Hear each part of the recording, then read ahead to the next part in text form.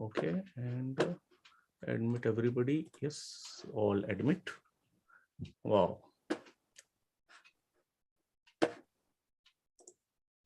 Let me.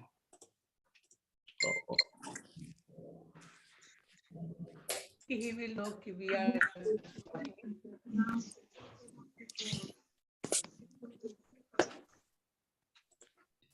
Yeah, just give me 1 minute. Let me sort out everything. Yeah.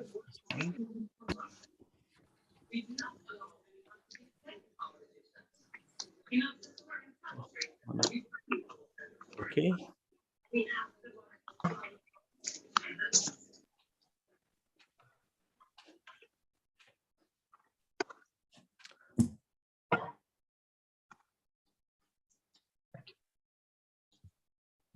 Yeah, just 1 minute. Let me check if we are live yet.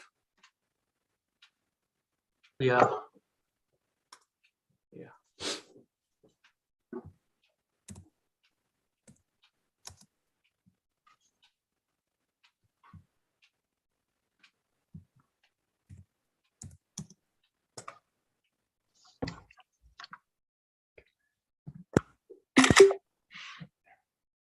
That'll be on your desktop. So then you can.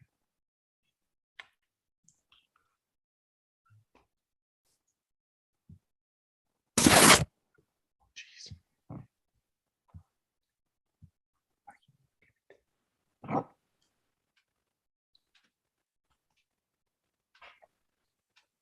It's like, yeah, there's some issue in just go live, just 1 minute. Yeah.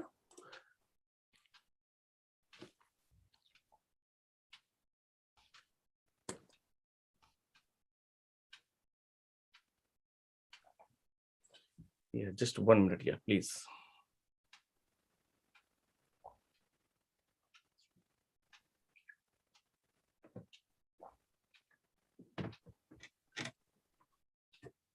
Stop live stream. Just 1 minute. Yeah.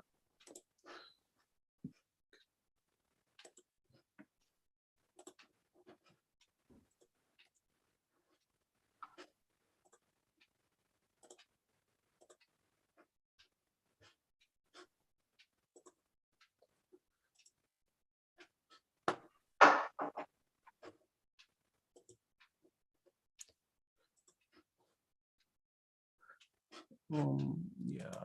Okay. Edit destinations. Just 1 minute. Okay. AstroListing.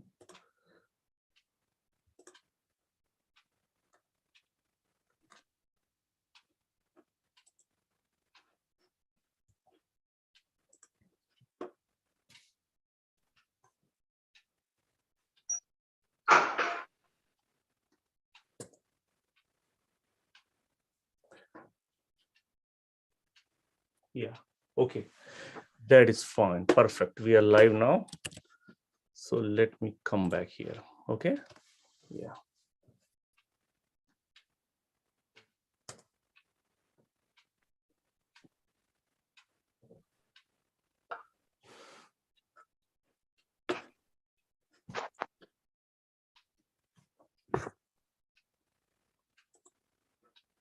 Okay. Yeah. So namaste and very warm welcome everybody to join this special webinar. Namaste Vamadev ji. Namaste everybody. Namaste Amish ji. Namaste all the joiners. Yeah.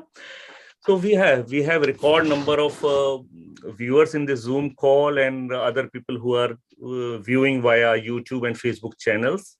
And we are very happy to know that so many people in the world are interested to learn more about Jyotish or Vedic astrology. We are very fortunate to get all of you together. Yeah. Thank you very much.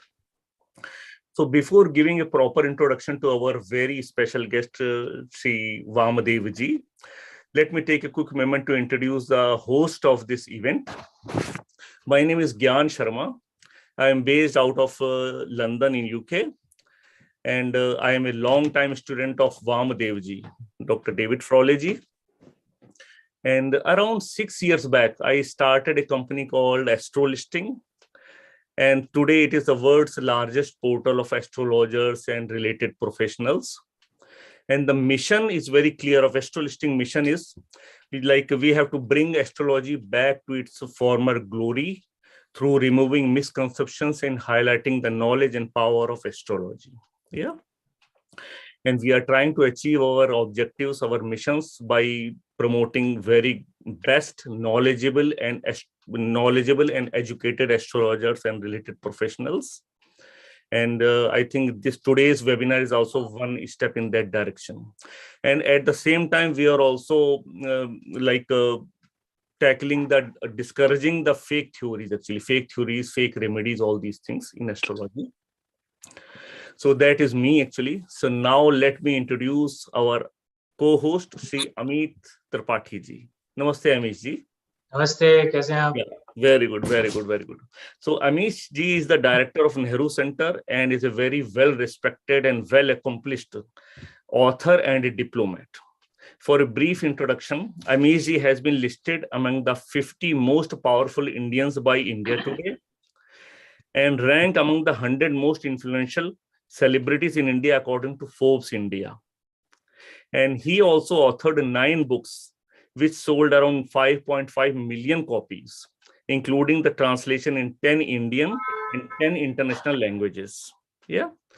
So now, welcome Amish ji. So now I will hand over to Amish ji, who can properly and fully introduce our special guest, Dr. David Frawley ji or Vamadev Shastri ji. Namaskar. Gyan ji, thank you very much. You've already given an introduction of Vamadev ji, and I don't think there's anyone who would not know Vamadev ji. But in my introduction, if I may, recording in progress going on. But in my introduction, if I may introduce Vamadev ji in a different way, through 2 personal stories that tells you the kind of very special man that Vamadev ji is. I was invited to this conference in Goa many years ago, which is the first time I'd met Vamadev ji. But I had read him when I was actually in college. The first book of his that I read, God, Sages and Kings, and then of course I read many other books. And then I walked up to him, and I said, of course I recognized him. So I said, "Sir, my name is Amish Trapathi." And at that time, I was still a banker. So I said, "I'm a banker and I've written some books. And I'm a big fan of your writing and it has influenced me very deeply. And it is such an honor to know someone who's born in the US but knows our culture so well." And the grace and kindness with which he responded to me remained, in my mind. It is said in our way that the greater a tree, the more it bends to give shade to others. And Vamadev ji truly encapsulates that. That for such a great and accomplished man, he's so humble and polite and kind to anyone who comes to meet up with him. And that my personal experience, the first time I met him. And if I can give another second example, I won't go into the details, but I was passing through a very, very severe personal crisis. I had suffered a series of tragedies and was particularly worried about my sister, Bhavna Didi. And Vamadev ji knew about it, and he called me and he said he and his wife Shambhavi ji are going to be in Uttarakhand, in Devbhumi, at Gangaji, at an ashram, and they are conducting a course there. And if I would like to bring my sister along out there, I took my sister and we went out there to Shambhavi ji and Vamadev ji. There were various others out there as well. They took care of us like parents did. They did. And of course, they guided the aartis at Gangaji, etc. But they did pujas, which really helped, and yagnas, which really helped my sister. My sister was telling me later they were almost like parents. It's a slightly long-winded introduction, but it just shows I think much deeper how special a man Vamdevji is. His care, his caring nature, his compassion, and his wife Shambhaviji. Vamdevji, if I'm from here, if I can touch your feet, and if you continue to bless me, please. Certainly, Amish, you're a great inspiration to so many people throughout the world. You've awakened such interest in the Devatas, Sri Ram, Shiva, and yet the deeper vision of Bharat. You are a important voice for transformation of India and the world and restoration of this whole knowledge-based tradition in a way that is original, that is profound, that embraces the most ancient past, and that also leads us to the most transformative future. So it is my honor to be with you. And I also want to thank Gyan Sharma for arranging this important event, for the work he's put into it, the inspiration, and the organization. I'm more of a person who works on their own, but he's been able to organize not only these events, but astrologers, and he is a guiding light for the Jyotish and also for the Jyotish community and for a global vision of Jyotish from Bharat to UK throughout the world. So I know there are some questions coming at me, so I will then open the discussion to that. I do want to thank the audience from throughout the world. Jyotish Vedic Astrology has spread globally, owing to the work of various Jyotish gurus, texts, yoga, Ayurveda related teachings. And as a global presence, it can provide a light for the future, which is essentially very crucial today in this time of darkness, lack of leadership, lack of vision. Jyotish can once more take us forward and all together with a deeper Rishi vision. Hari Om. Gyanji, should you begin or should I ask the first question? Please, you can start. Yeah, then I will come next. Yeah. Thank you, Gyanji. Vamdevji, if I may begin this conversation, thought that was, and that's always been there in our mind, that when we look at Jyotish, there is karma and bhagya, and we say that our destiny will be decided by, it's decided at birth by the positions of the planets, but all of that is of course decided by our prarabdha karma, the karma from our previous life. So if we believe that Jyotish is 100% true, then an obvious question that arises is that then how does the karma of this life, and someone can take a stand that the karma of this life doesn't matter. In any case, everything is decided. How does one take away the fatalism that can naturally come in if someone believes in Jyotish 100%? Yes, a very important question. First of all, karma is not simply destiny. It is not simply something that's been fixed.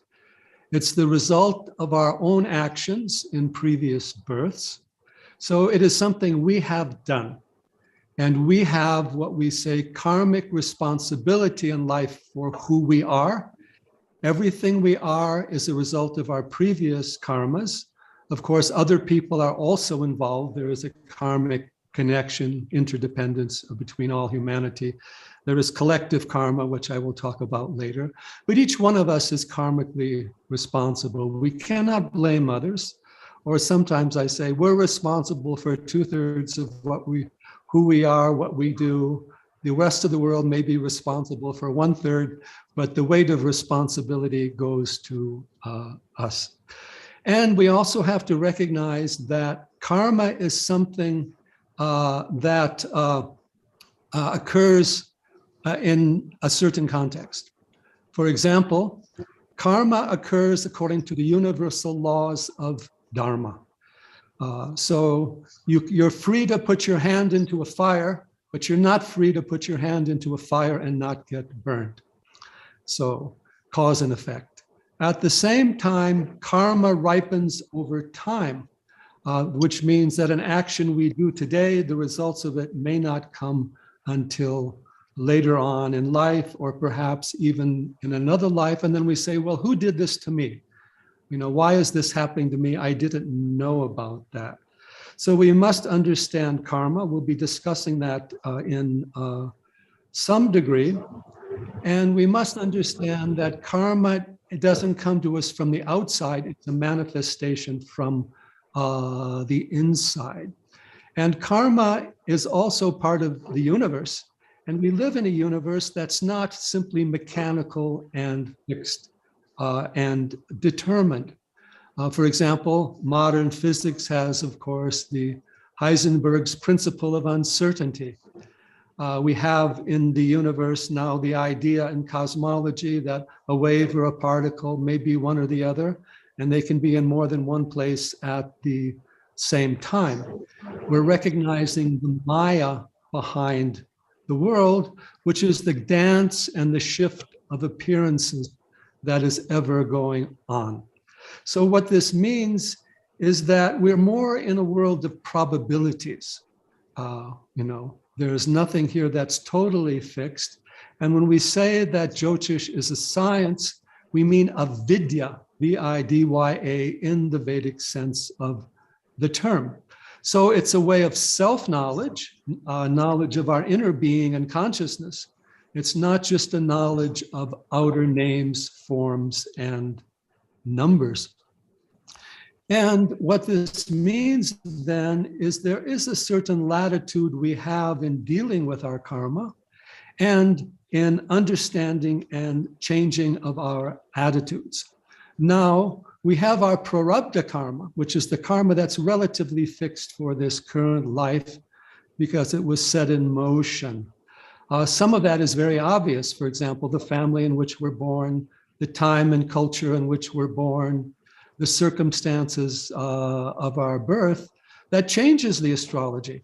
For example, you can't look at a Jyotish principles of 1,000 years ago for what job you're going to have today, or to where you're going to travel, or to even necessarily how many marriages you'll have, if any. So these factors have to be borne in mind as well. So we have adaptability. Certain things are relatively fixed, for example, your body. Now, what I want to bring in then is a new definition of the horoscope or the birth chart. And what I like to say is that the Jyotish chart, your birth chart, Jataka, Kundali, is like a picture or a pattern or representation of your karma. So I say it's like your karmic DNA. You have a DNA for your body, but you have also your inner samskaras or karmas for your life. For example, in the same family, two children may have pretty much the same physical DNA, but they may be very different people because of the karmas. So the Jyotish is this picture of your karmas. And even more interesting, with the dasha system, it shows how these karmas are going to unfold over time. And it also shows the attitudes and the knowledge with which we approach our karmas. For example, the fifth house showing Buddhi and Purva Punya also shows how well we are able to manage our karma. So we're not simply restricted or limited to the Jyotish. There is an ability to adapt it that we have. Now, the complication that we have is this karmic DNA or karmic code, which I call the birth chart, is not written in our modern languages, whether of science or any language at all.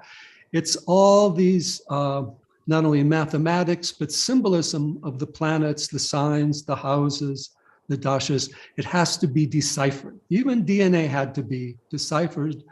Just getting it, they didn't know. They had to figure out what corresponded to what.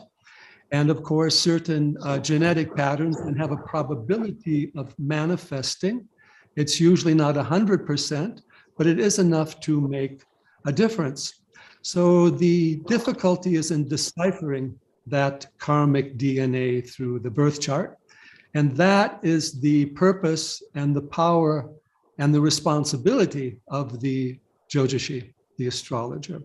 And for that, there are many techniques, many systems, and there is also a degree of intuition that we need to keep in mind. One thing I also like to tell students is nature is not mathematically perfect. The day is not exactly 24 hours. The month is not exactly 30 days. Seasons are changing, even according to latitude, longitude. Years vary. We have yearly cycles. So we are not limited to a mathematical pattern. There's no mathematically perfect tree or mathematically perfect human beings. So the mathematics of the chart has to be interpreted in a certain context of symbolism and also recognizing that the person is more than the body. See, the birth chart corresponds more to the body and also a lot to the psychology. But our inner being or Atma transcends time and space, and we have an ability to connect with that. So I say the Jyotish chart is your most important document in life, but it requires to be deciphered, and that can require a number of astrology readings, and also it can require examination over time, and not just the birth chart. There are annual charts, subcharts, transits. In finishing this question, the birth chart is like a picture of your life, okay? Code of your life. But if you want to know where to turn in a certain city today, where you're driving, you can't do so by looking at a map of the world. You have to have something more specific. So for that research and for that deeper examination of the birth chart and all of its connections must be brought in mind. Hari Om. Very enlightening, Vamadevji. Very nice. Very, very good, actually. Yeah. So my next question is about the decline in the respect of astrology as a profession, actually. So we all notice that in last 1 or 2 decades, actually, there is a serious decline in the respect of astrology as a profession. So there are 2 things. One is that there is no framework for education to practice astrology. So there is a flood of new breed astrologers who can say, okay, I will change your fortune in 10 days, 15 days. There is so much commercialization, so many fake remedies, and so many things are going on. On the other hand, there is a question of astro ignorance. People are astro ignorant. So they don't know actually what is possible in astrology and what is not possible. Yeah. So these 2 combinations, actually, they are very deadly. Like on the one hand, people are less educated, and other people don't know what astrology can do for them. So due to this combination, actually, we like astrology. It's a brilliant science, actually, but it is losing respect.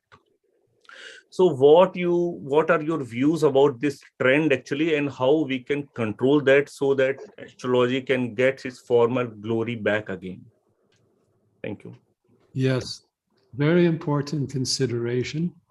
Now, we do note that the Jyotish has expanded globally, and there is some good books and research going on.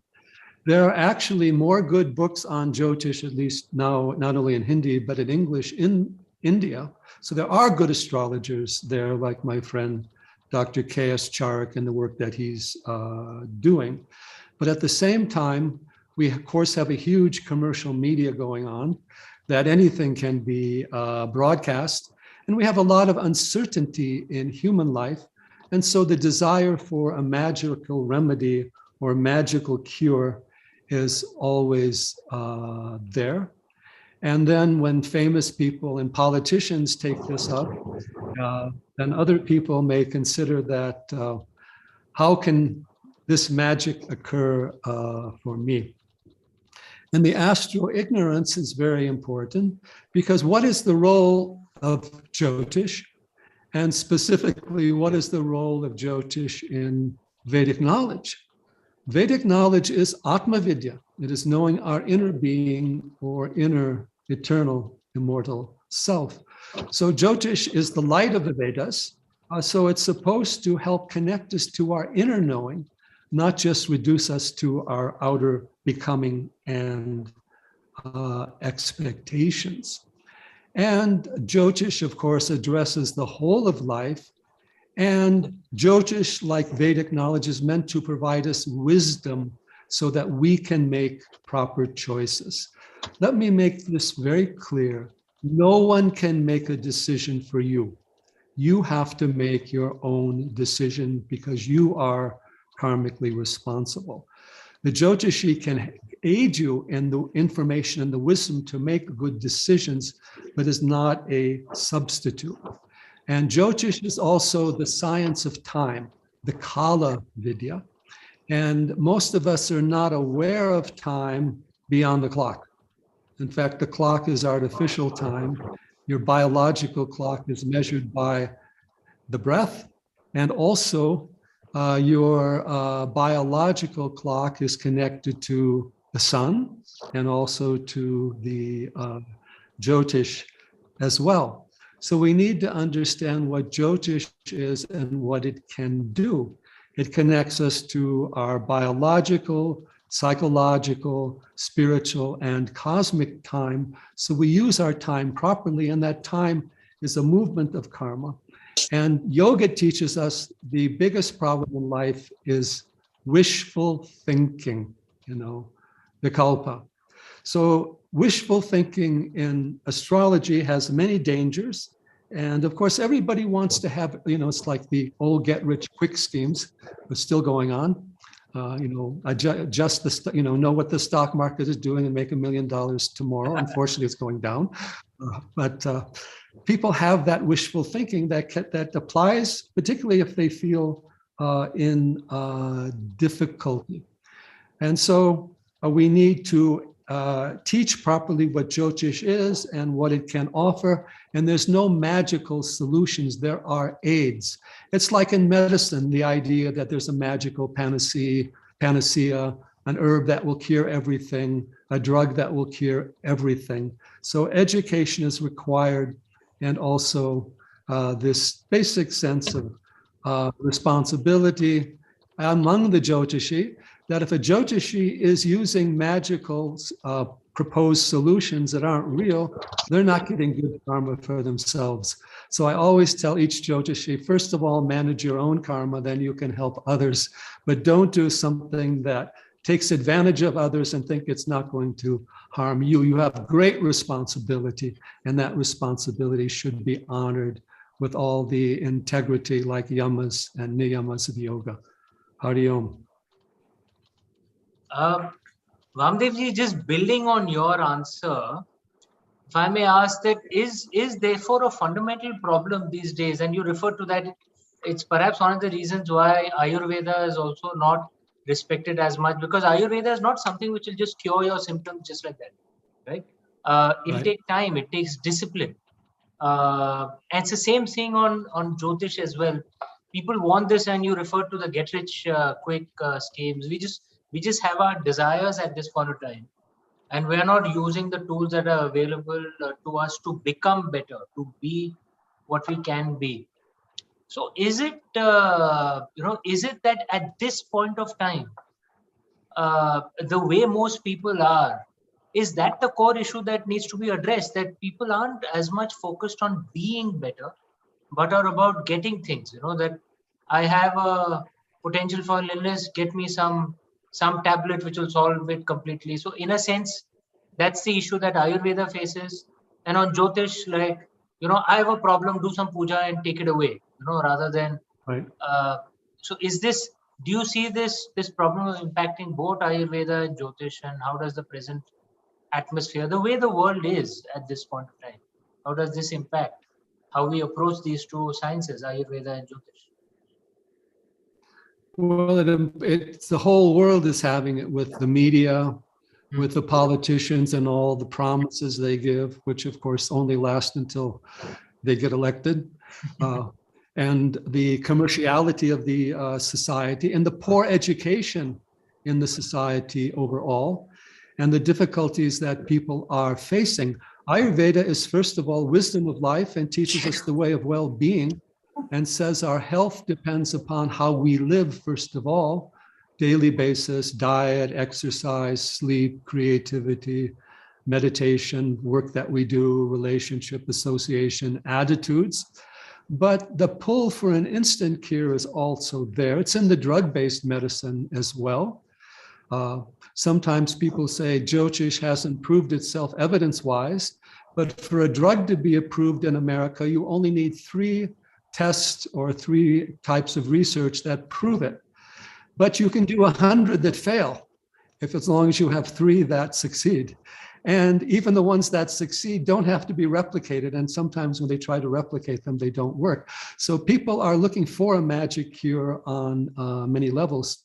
And we're trapped in a virtual reality where instead of changing ourselves, we're trying to create a better image for other people to see that may not be us.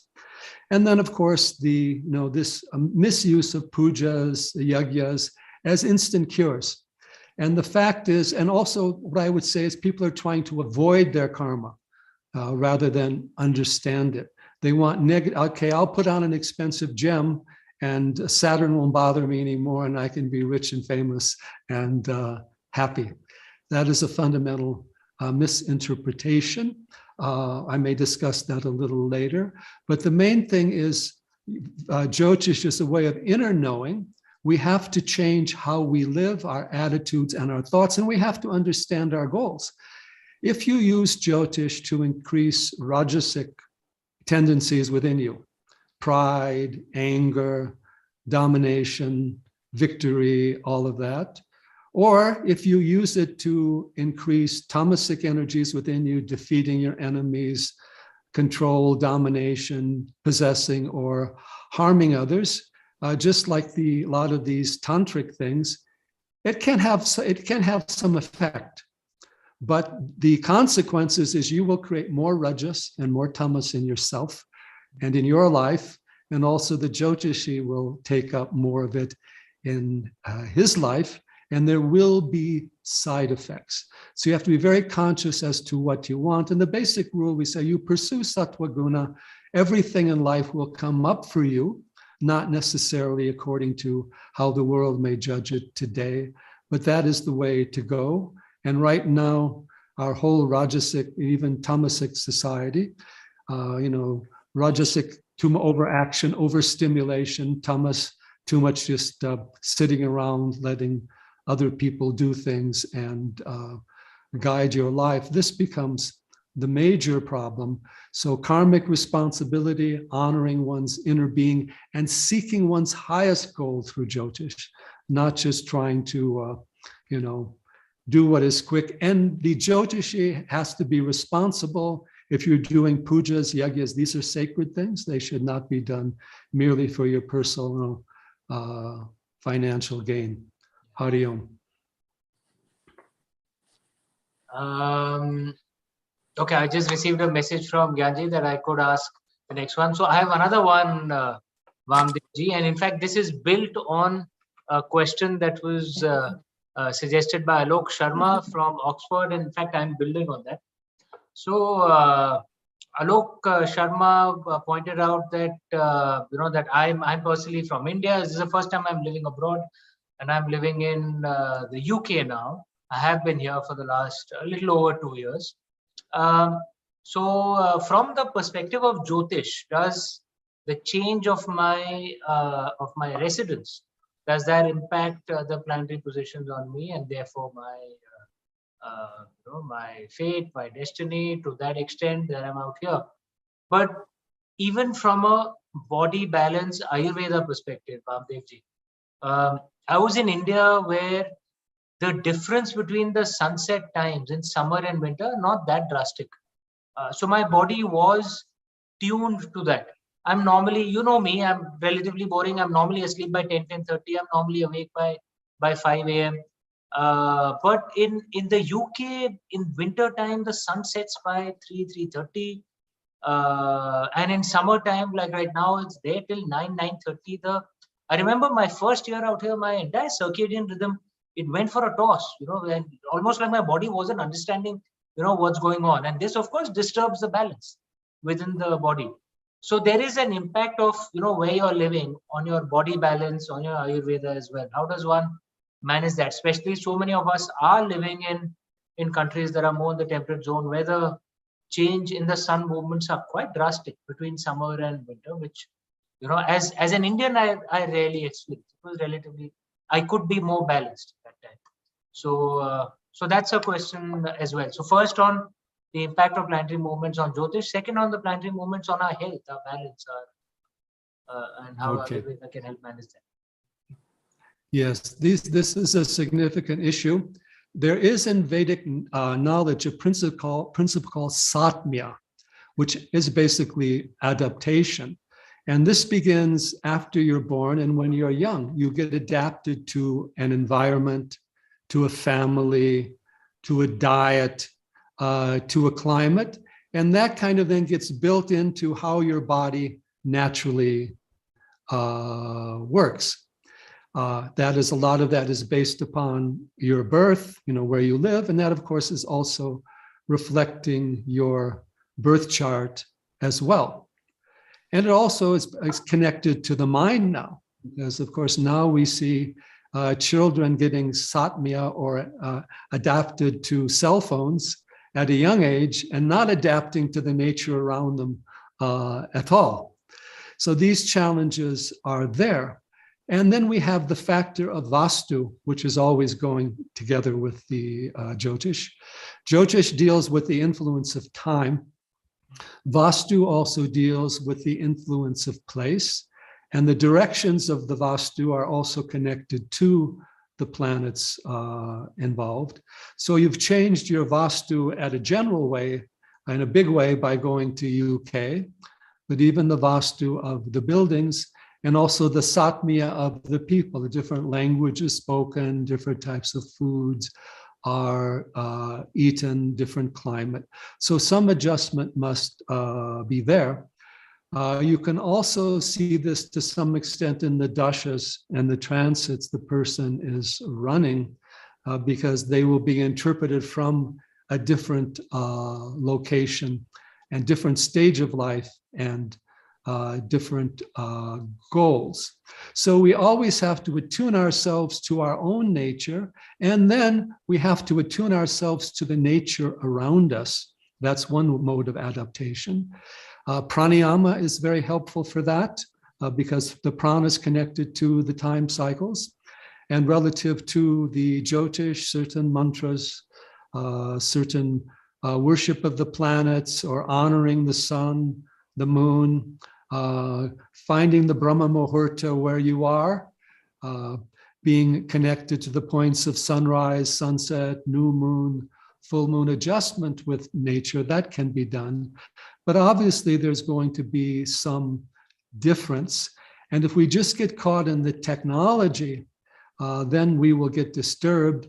And the other problem with the technology overall is the overstimulation of the nervous system. And of course, the effects of the collective karma. Where you are in London, you're picking up the subtle consciousness of the people who live in London. I'm not saying that's necessarily an affliction, but it's something different. So you need to know how to manage your psychic sphere so you're protecting the integrity of your own prana and awareness. And of course, we also have the pujas, we have the mantras, the meditation to do that, keeping the puja room in your house, being grounded in your own being. But it is a challenge, and examining the Vastu of your location can also help. And the transits that you're undergoing, if Shani is hitting your moon at a certain place or your ascendant, then there may be some issues there, or there may be a need to move. So keep all of that in mind. Hari Om. Oh, and then relative to the Ayurveda, you have to recognize your own diet and lifestyle. And there are certain Ayurvedic herbs you can do to ground yourself in an ungrounded climate, or to give you greater calm in a disturbed climate. We have all these major rasayanas for improving the mind. We have the aromas. We have ways of creating a sattvic environment for you.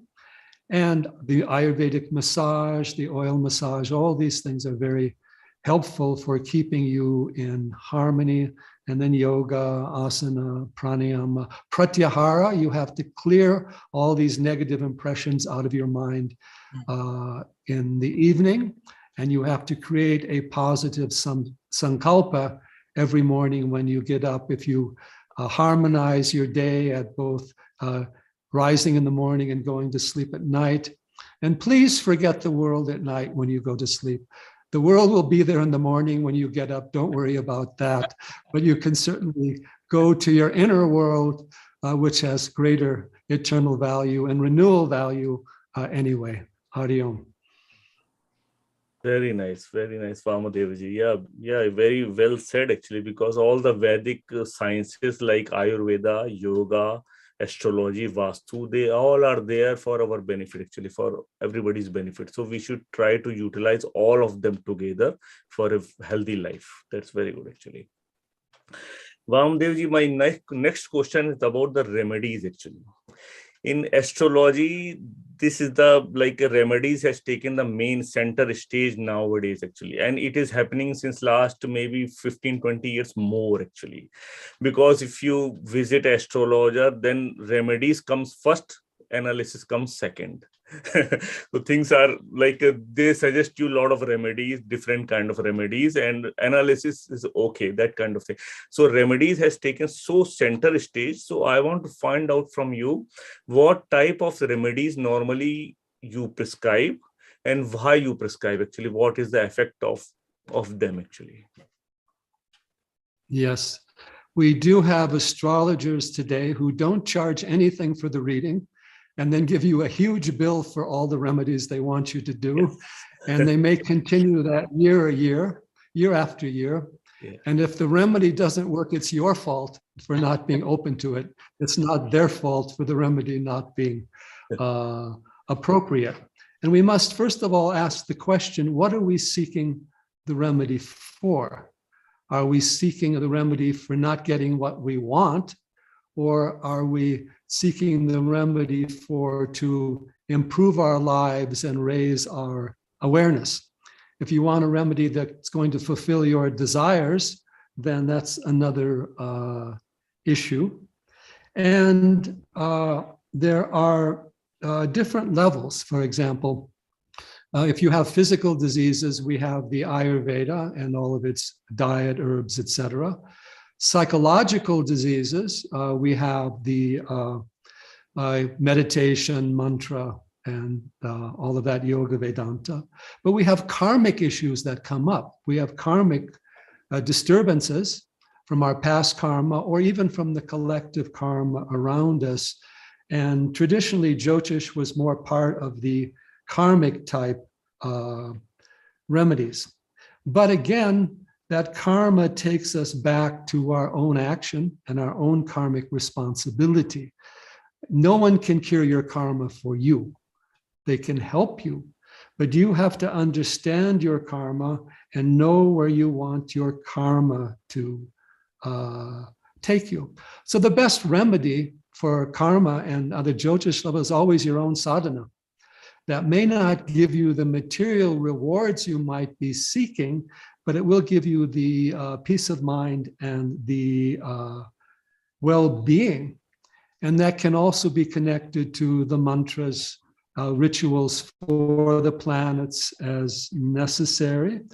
It can also be connected to the Panchanga. We have all these days, Ganesh Chaturthi, Shivaratri, in which the sadhana, Shiva is the Mahakal, he's the Lord of time.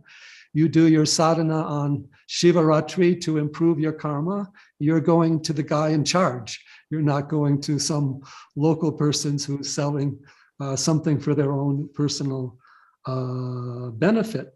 Pujas and yajnas are helpful, but one, you should be there. And two, your attitudes should be proper. It is a sacred action. You must do it to improve sattva guna. And whatever astrological remedies we do, because they're changing karma, should also be involved with some karma yoga that we do.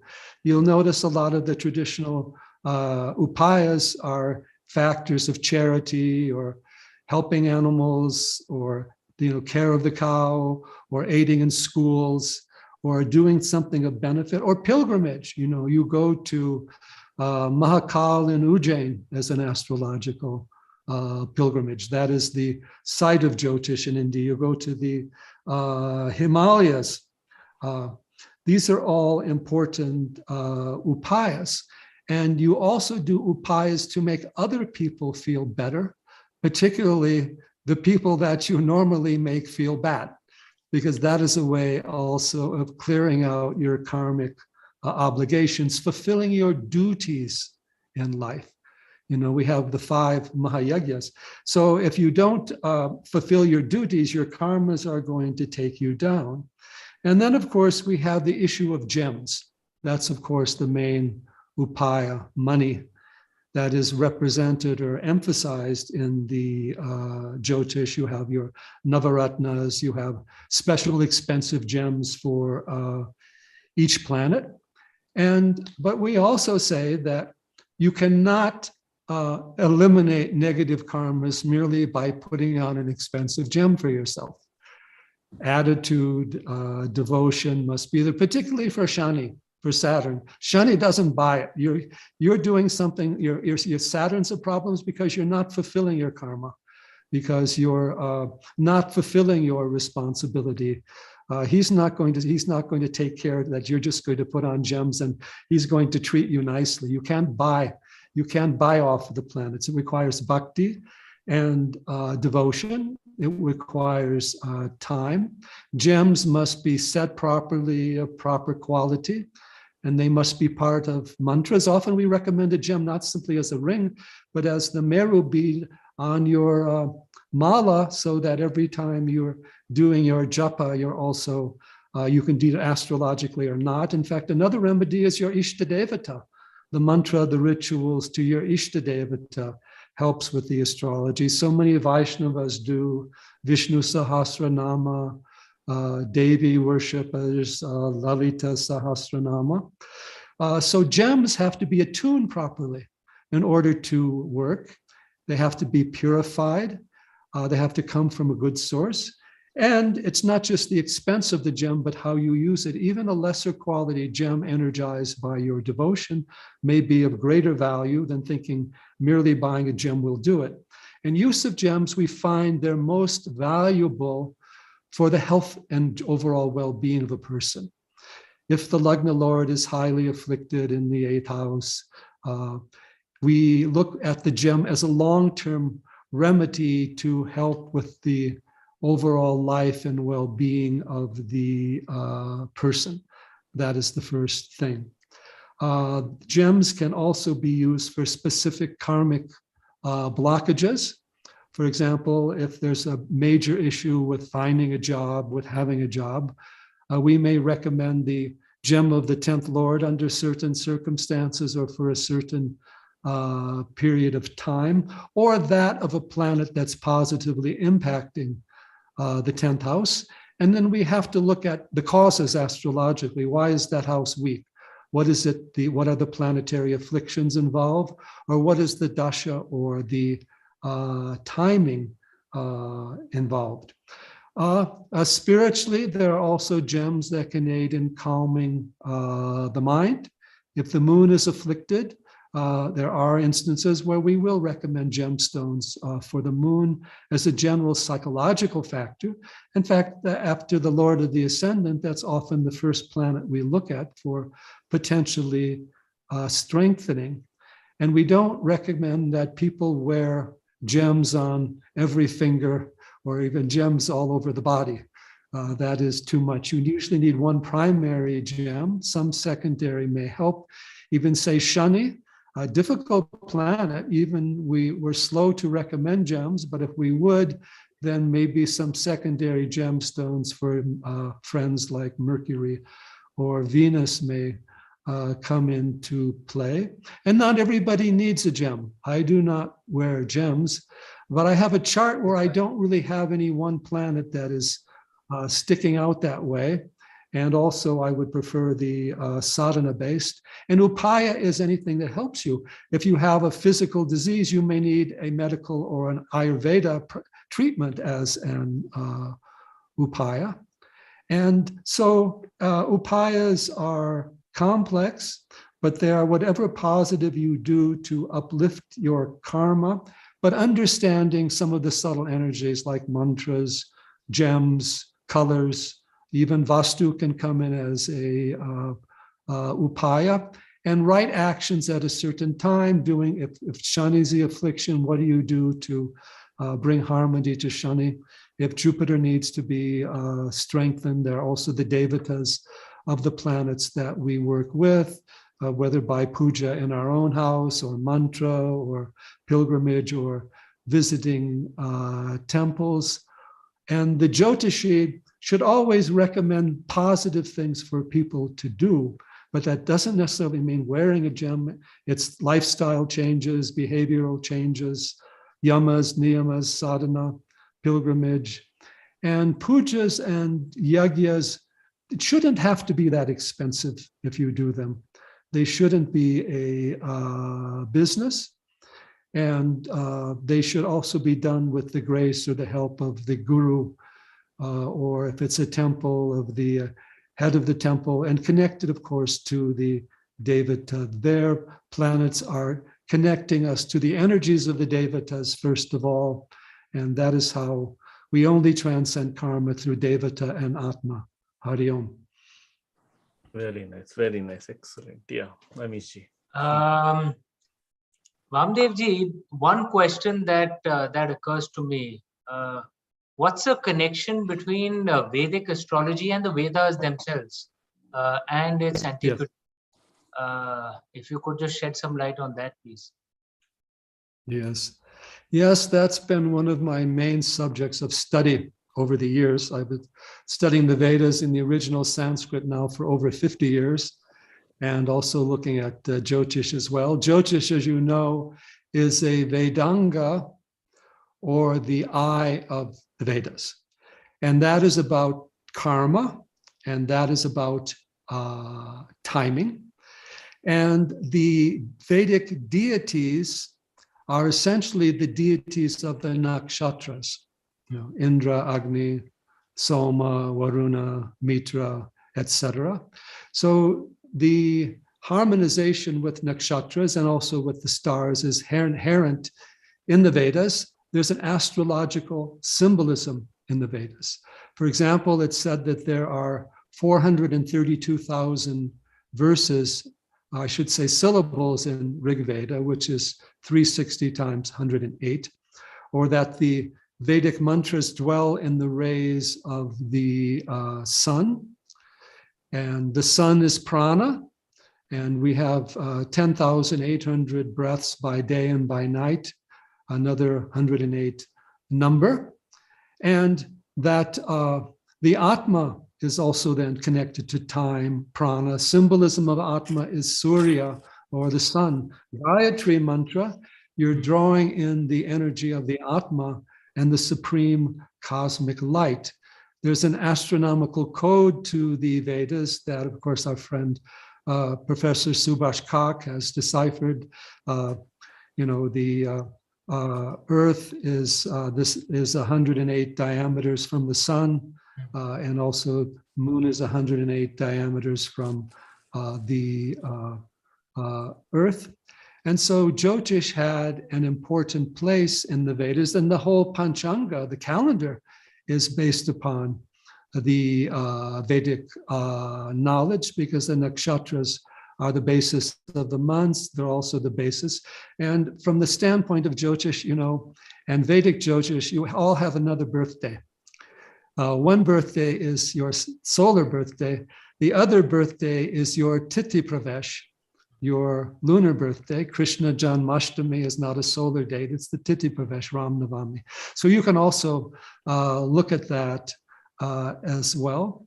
And then Jyotish is used for timing of rituals. That's why you need to know your nakshatra in order to identify yourself relative to the rituals.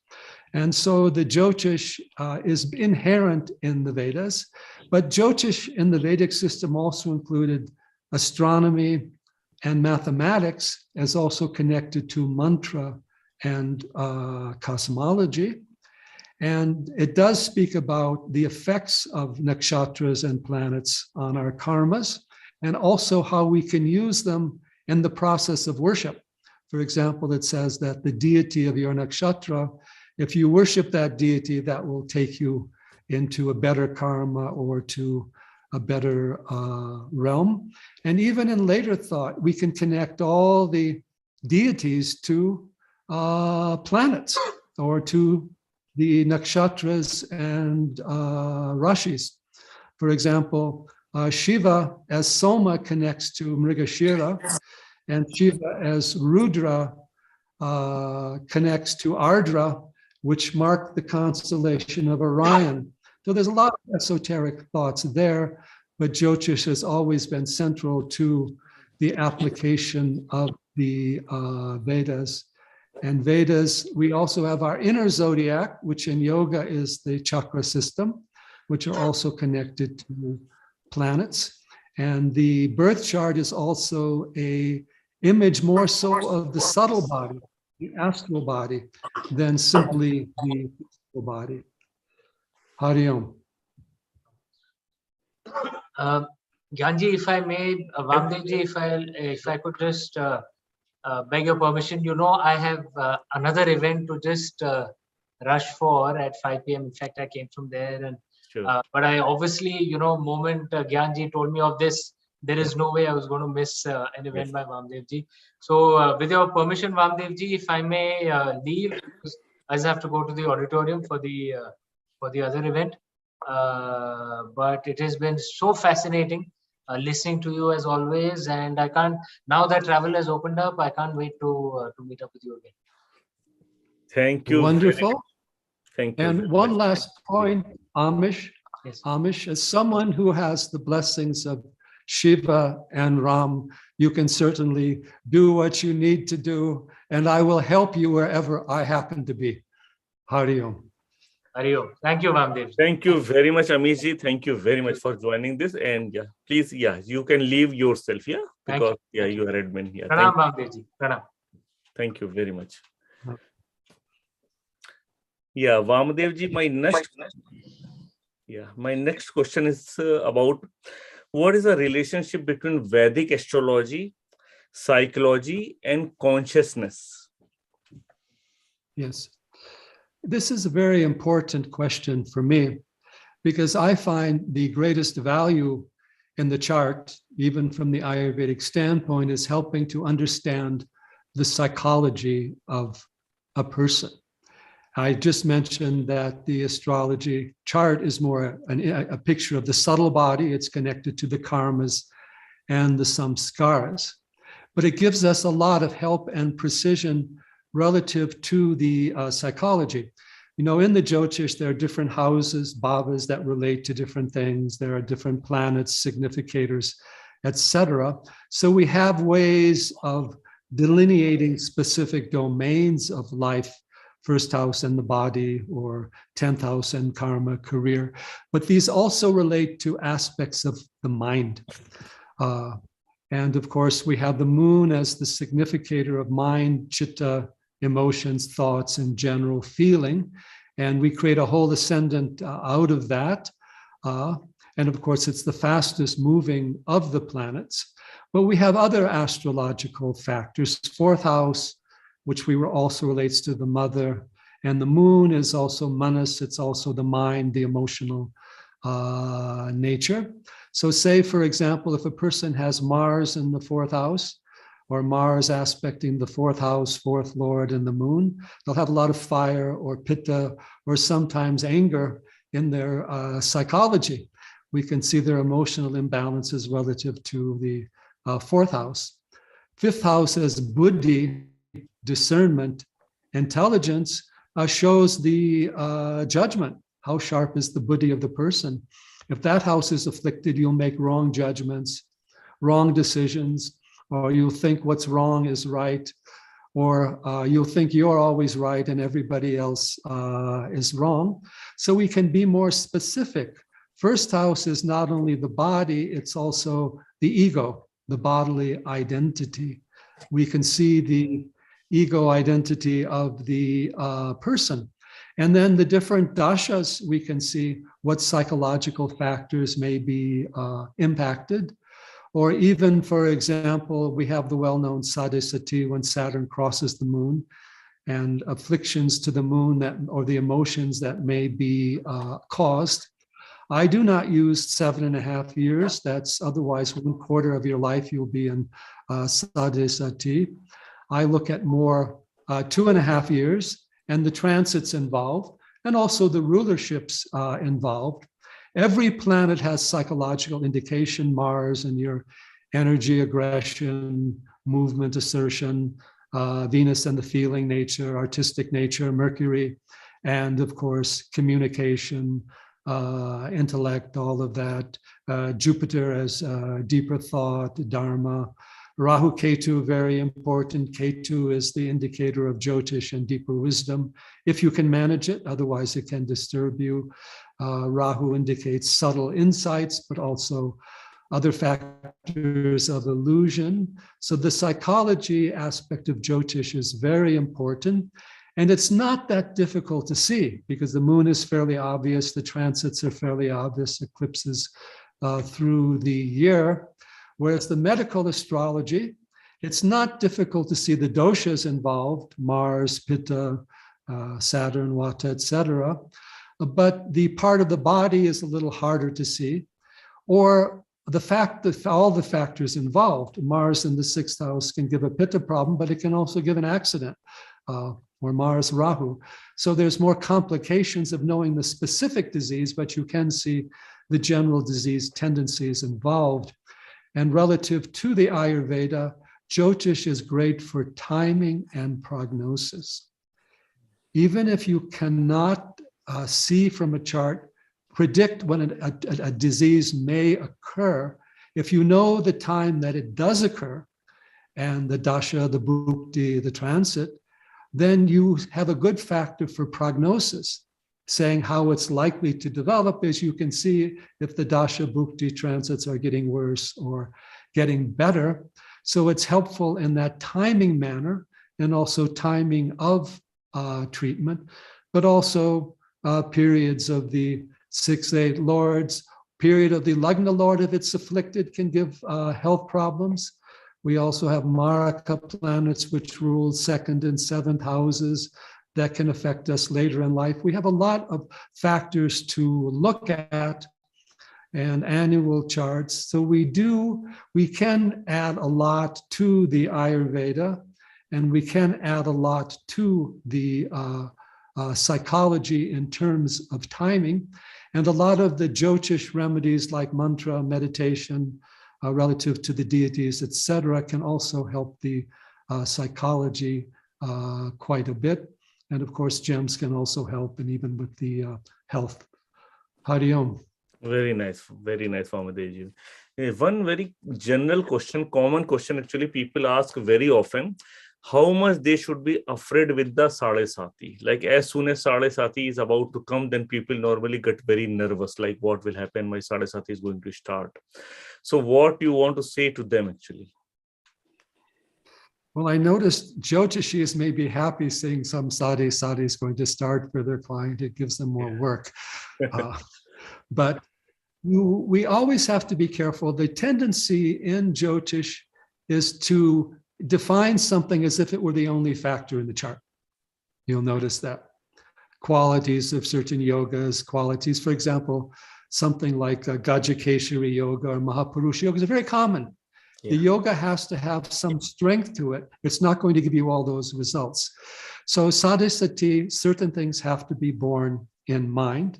One, the nature of the lagna or ascendant, friendship or enmity between Saturn and the moon, and it's other technical factors. For example, Saturn, if it goes retrograde over the moon, will cross it 3 times, not just once. So that's a more important sadesati than if it just crosses it once. Now, then there's also, as I say, I don't take the 7.5 years. I mean, you can put some influence on it. I mainly consider when Saturn and the moon are in the same sign or within 15 degrees of each other, which is about, which ends up equal to 30 degrees, or at most 2.5 years, and particularly the time during which Saturn is directly transiting the moon, and what else is involved. So there are ascendants, for example, Venus-ruled ascendants like Taurus and Libra, where Saturn is the Yoga Karaka, or the planet of influence. Take, for example, Libra ascendant. Moon also rules the 10th house. For them, the sadesati can elevate them a lot in terms of career and work. There may be some responsibilities, some personal stress, but it doesn't have to be looked upon as something negative. If the moon is in a sign of Saturn at birth, it also has some accommodation with the Saturn energy. So you don't have to stereotype it. You need to examine it in the proper detail. Is Jupiter aspecting the sadesati, for example? Are there good aspects countering it? What overall dasha of the person is involved? If it's occurring in a Saturn dasha also, other factors may come into play to make it stronger. You have to see where it's happening that way, and you have to examine the houses that it's affecting. If it's affecting a psychological house, the 4th house, or if the moon has an affliction, if it's in 6, 8, 12, a dushtana, the sadesati is going to trigger more factors there. So again, there's a whole set of considerations you need to have examined, and then you can consider upayas, but Saturn can also be the most helpful planet for helping you work with your karma. And you'll note that many successful people and have connections between Saturn and the moon. Saturn can also give detachment. For Cancer ascendant, Saturn's connection with the moon can make a person more publicly minded and publicly successful, rather than just simply at a personal level. So knowledge is important, not fear. There's nothing to fear about the planets. At the same time, whenever you have difficult transits to the moon, gemstones for the moon, mantras for the moon, protecting the psychology, the emotions of the person is important to do. And looking at the astrology first before getting a drug, an antidepressant, and all these other things, and then potentially recommending Ayurvedic remedies, sandalwood oil for the moon. There's so many things that can be done there. And becoming a friend of the moon, view the moon, moonrise, moon in the sky, all these different things. So we have the tools to work with these. So let it not be fear. And remember, you have to do a lot of this work yourself, and changes of attitudes. Moon is also contemplation. And yet also be careful. For example, if you happen to be in a moon Rahu period and Rahu is with the moon, some psychic disturbances can be there. Or say it's a Mercury Rahu period, there may be some confusion, deception involved around you that you have to be careful with. So this will help us in our communication relationship overall. Hari Om. Very nice, Vamadevji, very nice. My next question is about the usefulness of astrology for common people. Yeah. So there is a quote, actually, it is from Vara Mihir. He said, "There is no better boat than a horoscope to help men cross over the troubled sea of life." Yeah. So my question is, like, a lot of people, they believe in astrology, they trust it is a very true science, everything is very good. But my question is how they should approach, how they should take help from astrology for their day-to-day life. How and when they should approach astrologer, and what they should keep in mind when they approach astrologer, in what areas astrology can help them. I think it's a very big question. Yeah. Yes. But I have a point I like to raise here quite a bit. One of the limitations of the astrology throughout the world is this model of a one-time life reading, and that's it. If you need more astrology, you go to another astrologer for another one-time life reading. Do you go to your doctor just once? Do you go to your accountant, your lawyer, your teacher just once, and expect them to tell you what is necessary for your life for the rest of your life? The poor astrologers have the greatest burden of responsibility. They're supposed to tell you in an hour or two everything important that's going to happen in your life, past, present, and future, and be accurate, and also do it in such a way that doesn't offend them and makes them feel good. So the point I'd like to raise is that the astrologer is a consultant and must be viewed as such. And the birth chart has to be understood, and that takes time. It also takes some cross references. Say you look at the chart and there's some affliction of, say, Ketu in the chart that's causing trouble. You go back and then see the bhuktis or the dashas of Ketu and what happened at that particular time for the person, so we can see by research how they are responding to things. Or take, for example, we talked about Sade Sati. If they're old enough, what happened the 30 years previously when they had the previous Sade Sati? So the astrologer has to do research. And is it a specific thing that you need to find out? For example, timing of marriage, that's a muhurta issue. Of course, the birth charts need to be examined as well. And also, we also have to examine for yearly things the annual chart. And there are also divisional charts we have to look into. So we say the initial reading, the astrologer gets to know you and also gets to verify how the planets are working for you, because planets are working not only by their nature, but by the houses that they rule, changes by dasha. So you need to build up a relationship with the astrologer, not only for the natal astrology for yourself, but for your family or even for the business. Muhurta, or right timing for your life, for your home, even for your work and your business.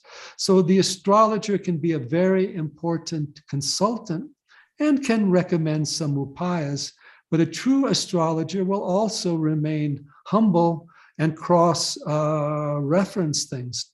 For example, sometimes people ask questions of what will this bring to me? And I say, I always have to tell you my track record. And this both for astrology or Ayurveda. Sometimes an astrological text says something extreme. Saturn in the 5th house is going to cause all this trouble for you if it does this. Or I always say, well, ask the astrologer how often they've seen that combination and how often have they verified that it actually works. So that's the benefit of having an astrologer who has looked over a number of charts. This is a sidelight, but some people want to know how good is the astrology? What is my longevity based upon your chart? And I have to tell them, well, first of all, the rules of longevity for Vedic astrology were written some time ago, and longevity is not the same. And secondly, it's very hard to have a good track record on longevity, because if you say somebody's going to live to be 80 years old, unless you live that long yourself or around them, you won't know if your prediction of their longevity was actually true. So I say we don't do that. We say whether you have a chart that shows good vitality, medium vitality or poor vitality. That may be connected to your longevity, but there are people, I remember the other story I used to always tell people, you were asking an elder, very old person, what is the secret of your longevity? And he says, I don't know, I've been sick all my life. Whereas someone who is very healthy gets a heart attack and goes quickly in some circumstances. So it's not so simple that way. So we have to have our record and tell people what. So the astrologer can help. And again, the birth chart is showing your karmas, knowing your dashas, your transits, not only for the common man, but for the government and the society. We have another eclipse of the moon tomorrow here. Eclipses are very important in the mundane astrology. So for guiding, and even those same rules can also be used for businesses. Politicians, though, seem to be more interested in getting an upaya that will get them elected than an understanding from the chart necessarily what it is that they need to do for the country. I'll say some exceptions. I happen to know, having some discussion with Narendra Modi. It was an interesting thing because I was born 4 days after him with the same ascendant, so we were curious about that. But the point is, we can also use these in a positive way relative to our work, our business. And so it's relevant to everyone. And for the common man, everybody wants to know how the future is likely to unfold. So I'm not so much in this idea of predicting the future specifically, but I am into the idea of telling them that you're coming into a period that is going to be difficult or good. Good for what, difficult for what, that we will tell you. If in order to be more specific, we have to know what a person is doing. We have to look at annual charts and transits and even possible issues. And that I also hear, slightly different topic, but I do want to bring it in here, is you can never be absolutely certain of the birth time in the chart, particularly just simply from a hospital. And if the birth chart is even off by a few minutes, it does make some changes.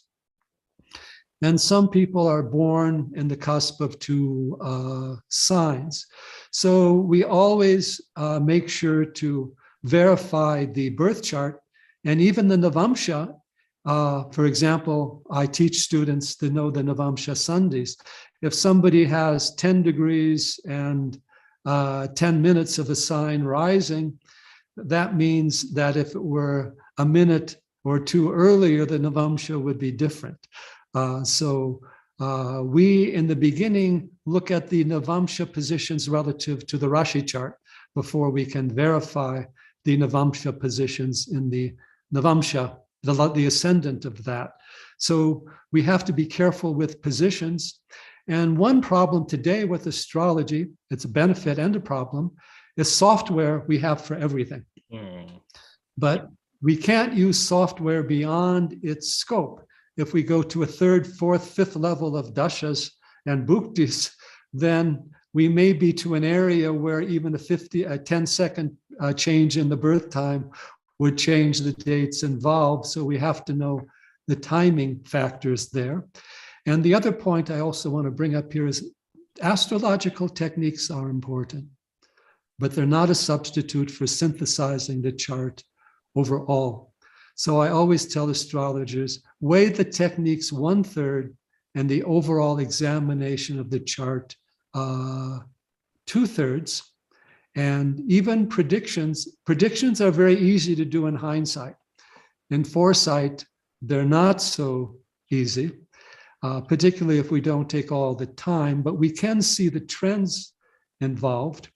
And we also have to recognize that there are factors beyond what an astrologer can actually know or say because of the variability of the influences involved. Planetary influence are energy, like electricity, but electricity can do a number of things depending upon what we connect it to. So yes, astrology is important for all. It's good to have an astrological counselor, advisor, and also one who is connected to your guru or your temple or to your sadhana, your education overall, have all those linked together. And with the other Vedic disciplines, Vastu, Yoga, Vedanta, all of this. Jyotish helps us with time, Vastu with space, Yoga helps us with the mind, and Vedanta with self-realization.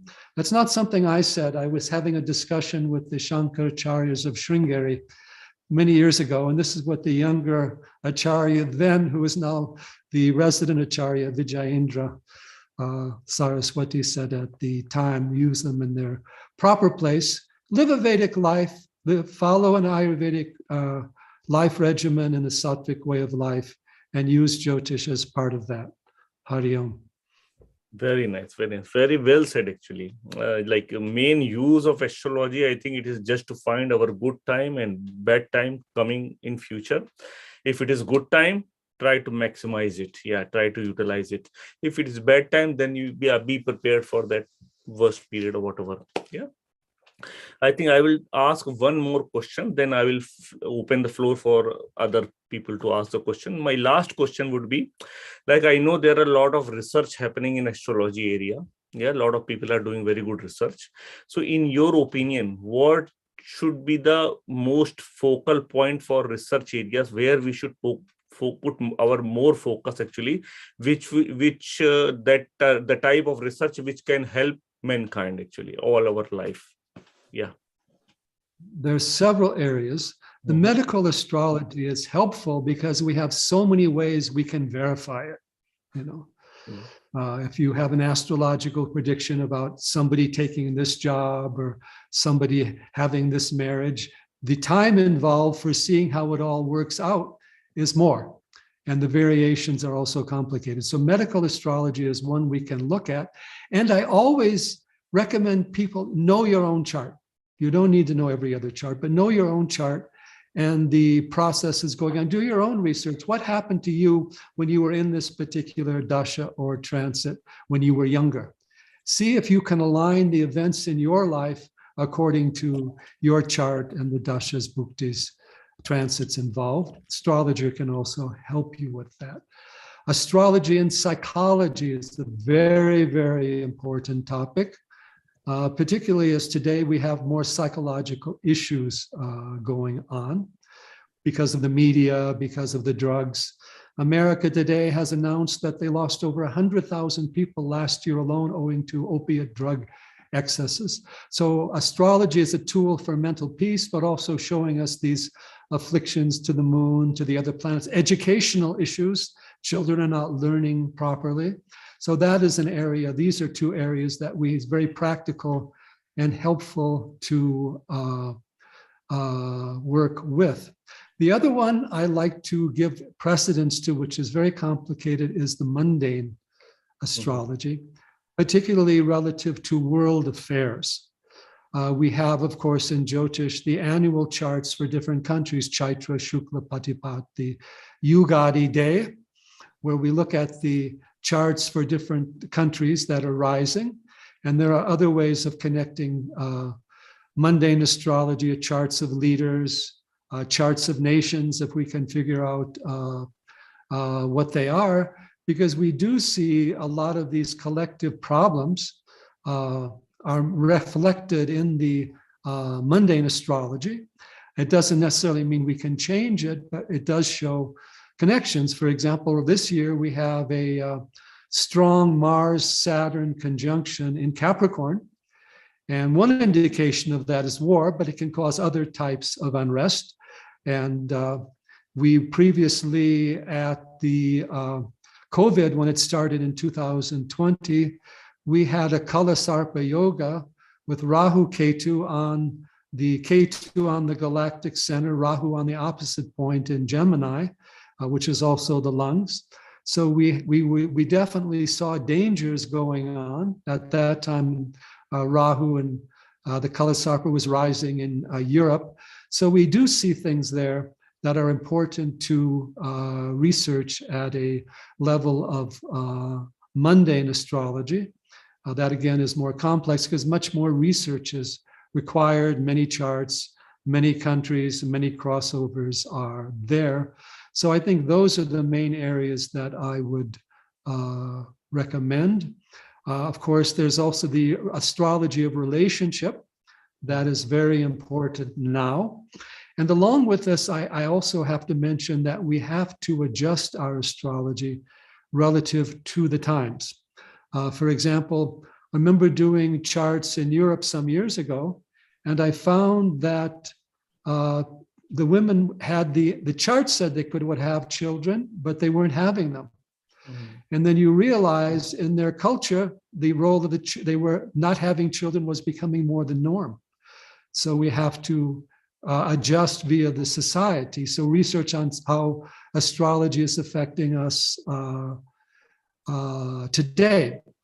For example, you may change jobs every dasha. Sometimes people are changing relationships every dasha. It's no longer, our lives are not so longer fixed. And how do we deal with the modern world? A lot of the mass media is through Rahu. A lot of research and technology and science is also through Ketu. So we have to do the research on how to reinterpret our Vedic astrology relative to circumstances today. We have democracy. We're not electing a king. If you have a good chart for a king, you may not be elected as a president. They may not like your attitude. So that type of updating of astrology needs to be done as well, including updating of upayas and adjusting astrology relative to circumstances and communicating to people where they are at time, place, and person. And again, bringing astrology, Jyotish, with all the Vedic sciences together and restoring and sustaining the spiritual basis of the Jyotish and the connection of Jyotish with yoga. These are also important topics. So important ground for research on how astrology works and how it can help us on many levels. Hari Om. Very nice, Vamadev, very nice. Yeah. And just to add one more point here, actually, in AstroListing, we are doing, like, we started some research also. So current topic is mental health and election victories, actually. So if anyone, any family member in our viewers, actually, if you know any friend or family who got severe mental health issues, or they got any election victory recently, please email their birth details, like date of birth, time of birth, place of birth, to our website, astrolisting.com. And that will be much appreciated, actually. It will help us to do some meaningful research. Yeah, thank you very much. Now I'll open the floor and okay, please ask your question. Yeah, Ishar, yeah. Yeah, namaste, Vamadeva Shastri. My name is Esther. Namaste, Gyanji.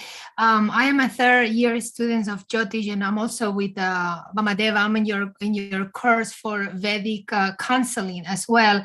And I have a question. What happens if we have twin clients that come to us to read their charts and they have a very similar chart but very different karmic outcomes?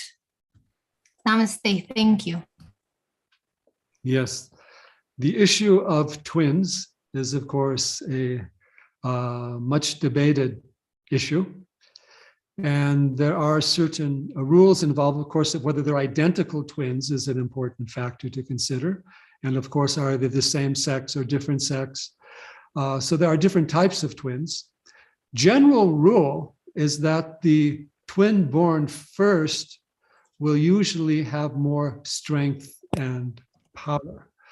Although that's not always the case if they had to bring it out, the child out quickly or artificially because of some danger going on. If there's enough time, if the time is done very accurately, we can then look at the divisional charts more. But then at least if we know which child came first, but if we even have, so there are twins in knowing the exact time. But here we have some complications. The complications are that what exactly is when the child is born? when they take the first breath, when they cut the umbilical cord, or is there a certain time in which the consciousness just dawns on the child? It's not absolutely certain what that is or which time is recorded. Then we can also look at the charts involved relative to which sibling is younger or older, relative to the houses involved, or use those as referred houses. 11th house for the one born first, 3rd house for the one born later, and then turning those into the ascendant and see what the indications are relative to that. And any Sandhi points, for example, are they born, did any divisional chart change in that interim? Navamsha, Dwadashamsha, and even the specific degree of the ascendant can be helpful to consider, and points of nakshatras, navamshas. So those are things we can do. We also have to remember that children stay under the karma of their parents for some time. We're not fully karmically born. Actually, some of us are never fully karmically born, it seems, but often not until the first Saturn return does someone fully develop, or at least until the age of 12. So there are some variabilities in the interim that you need to consider. And then again, Vastu, circumstance, one may study in one area, one may study in another. And then, most importantly, again, the birth chart is showing the karma of this incarnation, but the jivatmas are not the same there. Buddhis are not the same there. They have their own samskaras that can be slightly different as well. So discovering those over time are also important. And we do recommend not always keeping twins together, letting them go to their own space, having their own friends, their own associations. So they're not kind of always biologically reinforcing their attitudes. I'm not saying that's necessarily wrong, but they tend to be looked upon as two rather than developing their own individuality. I'm not saying they shouldn't have a good relationship or honor one another. And then, of course, understanding the karma they have. It may be to support one another. It may be to be different, but allow them their own space to grow. And of course, there are mantras and other things that can be done, and also seeing some of the astrological reasons why is an interesting factor. Gemini ascendant. There are other things involved that can go on. Hari Om. Very nice. Thank you very much, sir. Thank you. Yeah. And I will, next question will be from Nandini. Yeah. So you can unmute. Yeah. Mm-hmm. Thank you so much. And I am feeling very privileged because I started my journey in understanding Jyotish by reading Dr. Frawley's books. So this is almost like a treat for me that I'm hearing you live, Dr. Frawley. Can I just ask you this question, that there's an increase in mental health issues amongst young people, and it's a matter of concern. I have been studying astrology since 2003, and now I have friends and family who come and want a consultation session from me. And sometimes I see signatures, and I have mental health issues in my own family. And I see their charts, and there seems to be a certain configuration, especially with the placement of the moon and Rahu, as you were explaining earlier. But this is on an individual level. But on a societal level, there seems to be a huge increase in mental health issues. So my question to you is, like from the Jyotish point of view, can this be explained? Like what is going on? And the second thing is there hope, or is there reason for despair that is there going to be some improvement, because the mental health of young people seem to be a very big reason of concern. Thank you so much. Yes. Namaste. Yes, that's a very important issue overall for the society. There are certain factors to be borne in mind which are not necessarily astrological. One, the children are being exposed to the media, the cell phones at a young age.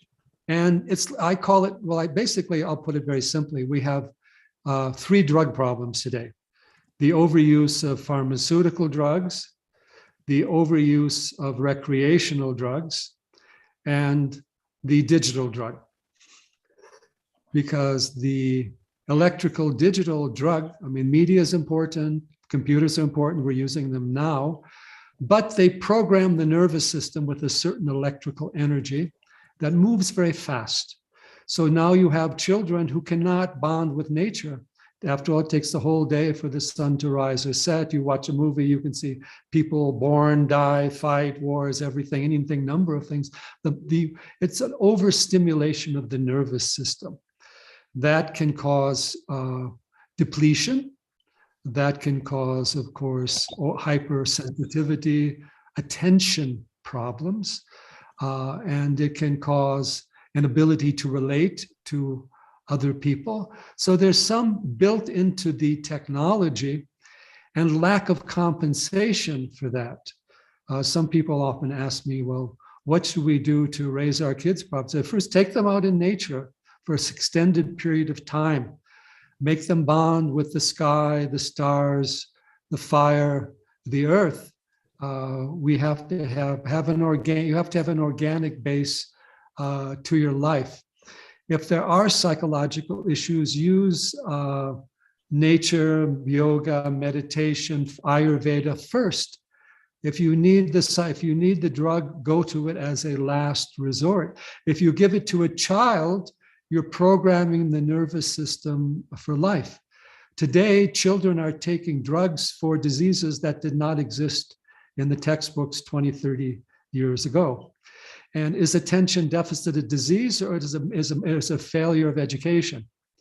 Are we actually teaching children the power of attention?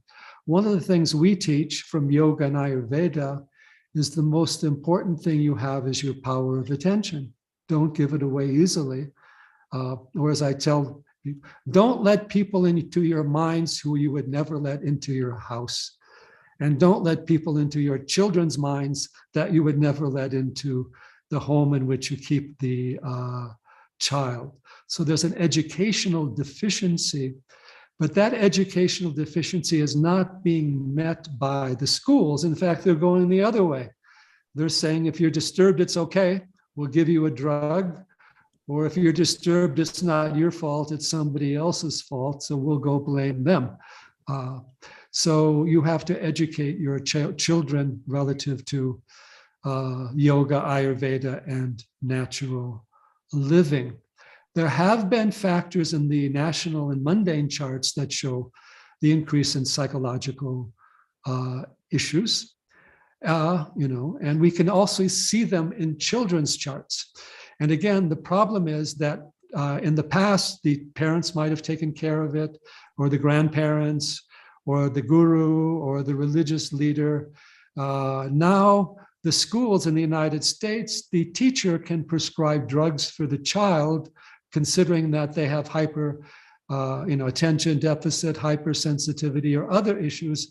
They can require the children take drugs without necessarily a doctor prescribing, or even necessarily the parents being told exactly what is going on. And children are always insecure, particularly today. The media is showing so many different images. Children were socially sensitive in the past, but now there's the social media and what the friends say being magnified. There are even the mantras, the gems. There are some things that can help, but the parents have to take responsibility there. And we have to be more careful now than with certain transits during and dashas during the childhood. I mean, one rule we've always seen is that if you have a Mars dasha during your teenage years, you're likely to revolt against society or your parents because of the Mars energy there. But we have to watch the astrology of the children. And if it's there in the chart, Moon, Rahu, or if there's joint Mars-Saturn aspects to the moon in the birth chart, it can spiritualize the person, but can also cause depression and other problems, Moon, Rahu, anxiety, certain signs, the Virgo Pisces axis, any planetary afflictions, Rahu, Ketu, Sun, Moon across that. This is very sensitive for the nervous system.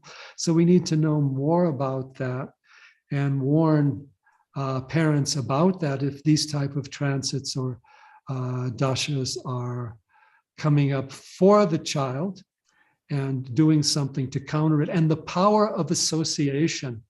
Modern medicine has done studies.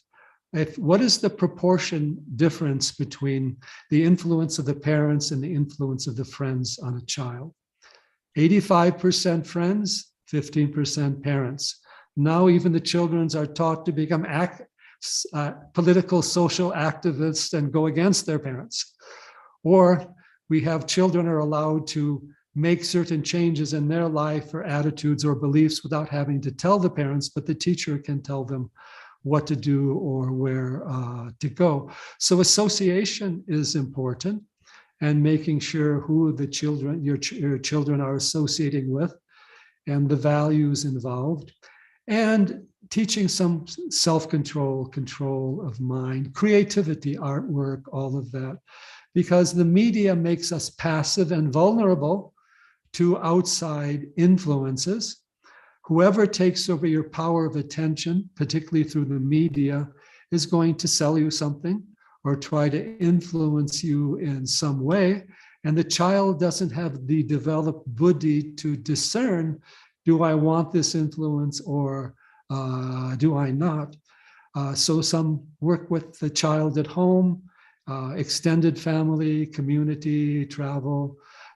Unfortunately, parents have to work or other factors are coming into play, but make the life as natural and connected to spiritual values as possible. Hari Om. Very nice. बहुत धन्यवाद. Thank you very much. Your next question will be from Shivi Pathak. Yeah. You are mute. You are mute.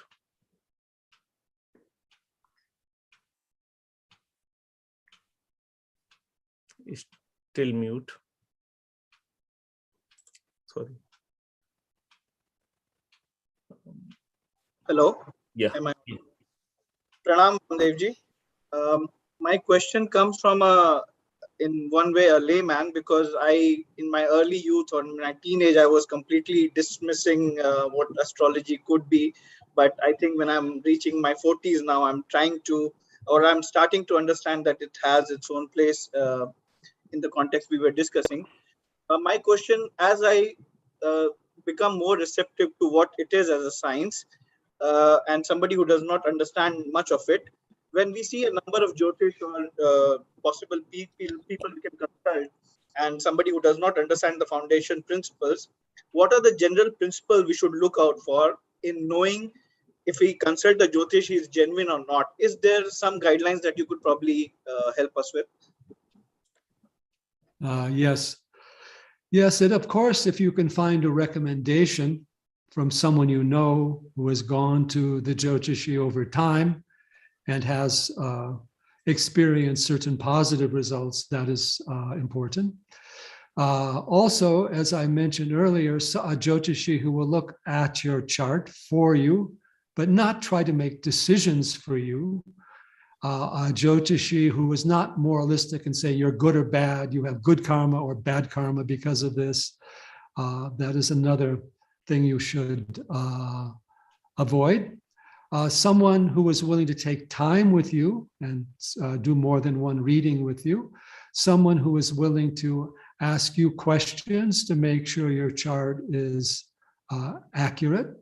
And someone who is willing to give a general overview and also look at the dashas, bhuktis, the planetary influences by way of time, and who is going to direct you towards understanding yourself, improving your life, helping others, and who's not going to offer, you might say, this kind of instant or miracle cure or magical solution, and who is able to communicate with you and not just simply talk at you or use astrology to make you afraid or to to increase your desires, who is willing to connect you to the idea, if not some aspects of the sadhana, and someone who has experience, someone who has, again, gone over many charts. I don't mean that a young Jyotishi has to feel that they can't be good, but someone who has experienced looking at hundreds or thousands of charts is going to recognize things. For example, if there's a combination in your chart, you can always ask them, and they say this combination causes this. You can always ask them, well, how many charts have you seen this in? And how many charts have you verified that this is actually the case? Because one can read somewhere that this combination does that, but in examining the chart as a whole, and then be patient with them, let them say what they have to say, and then evaluate it yourself. And perhaps at some point go to another astrologer for a basic look at your birth chart. And if you find someone who is good, to stick with them and to realize it takes some personal connection as well as understanding of the chart to go forward. And is the astrologer making your life better, or are they complicating it in an unnecessary way? And what is their own background in the astrology? And how are they, what kind of life are they leading?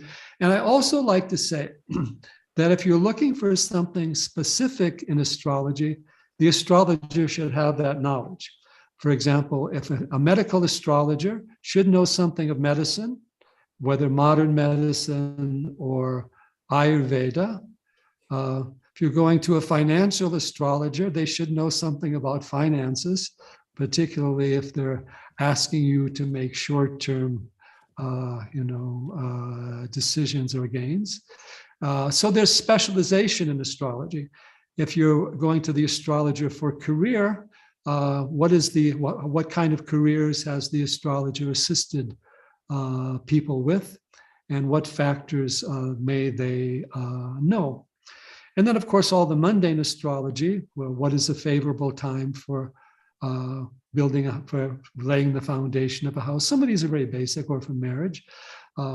Then you should also find out how long or how much they've been doing that, because it's easy just to make recommendations based upon a book or what somebody says, but the experience is always helpful.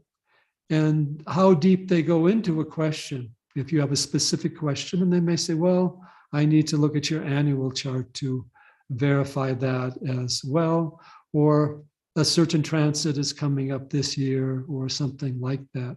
So you have to be informed about the basics of astrology, and the astrologer needs the same integrity as any professional. And a good astrologer should need the same respect and payment as any professional. We should bear that in mind. It is an honorable profession. And take time. There's chemistry between people. If the chemistry between you and the astrologer isn't good, you can go to another one. And we also have to say that for astrologers, certain clients can be nuisances because they want too much, they want too quickly, they want magic cures. So sometimes we have to, first of all, educate the client as to what we can actually do for them. No, I can't save your life. I can't make $1 million for you. I can't give you the ideal relationship tomorrow.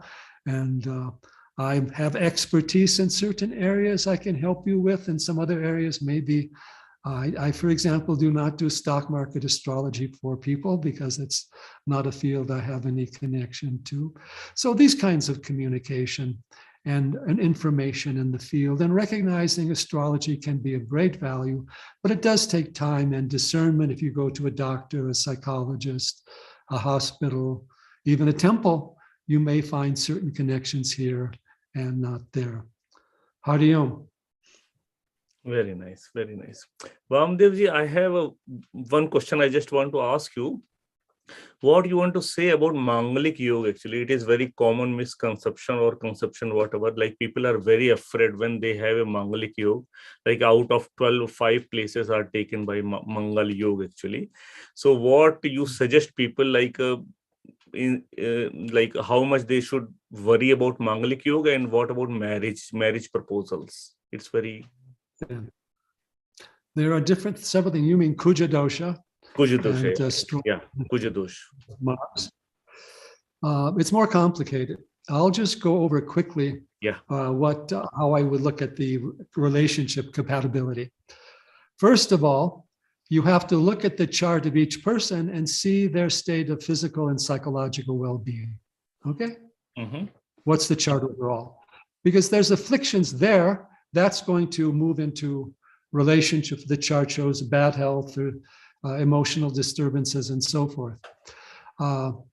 Relative to Kuja dosha, that's, and first of all, just relative to all the Kuta points, we'll go to the Kuta points first. That's a very general thing. I also don't make Shadbala that important. It shows you some good things, but Kuta points, you'll be compatible with half the people on the planet and incompatible with the other half, but that's not a good enough discernment for whether you should marry a person or not. It just shows harmony between nakshatras, which is helpful. Then there is the issue of the 7th house in the person's chart. 7th house and influences on it in each person's chart, not before you compare the two. There are many potential afflictions of the 7th house. In fact, it's strange to know that not too many planets do well in the 7th house. Whether it's the sun, whether it is even the moon, sometimes even Venus, sometimes even Jupiter, of course, Mars, Saturn, Rahu, Ketu. These have impacts on the 7th house that have to be borne in mind. And the position of the Lord of the 7th house, aspects to the 7th house, we have to see what their relationship potential is. The other interesting factor that comes out here is many of these planets that may not be great for relationship in the 7th house may be good for career, because the 7th house is the 10th from the 10th. And the other thing we have to consider is society today, because a lot of these doshas and also Mangali type positions, first of all, Mars is in too many places. If it's 1, 2, 4, 7, 8, it's 12.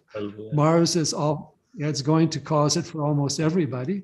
It's more important, of course, where Mars will actually aspect the sign as well. But in the modern world, we have to consider that relationships aren't so much having as many children, and the woman is also maintaining a career. It's not, so that has to be borne in mind as well. Is that 10th house good for career? And what does that mean? And what kind of relationship do the partners want? And what kind of position do they need to have? And of course, dasha timing involved is important. Even certain ascendants. I'll tell you one I saw very interesting just the other day. A person had Leo rising with Mercury in the 7th house in Aquarius and Saturn in the 11th house in Gemini. So it's an exchange between between Saturn and Mercury. Now, Mercury often in the 7th house causes early or quick marriage or relationship. It may not always last. On the other hand, Leo rising, because Saturn rules the 7th house, often there's an age difference or an elder partner. So looking over this person's chart, that person had certain influences that would show a marriage with an older person. And also the person, there were children involved who were of an age difference.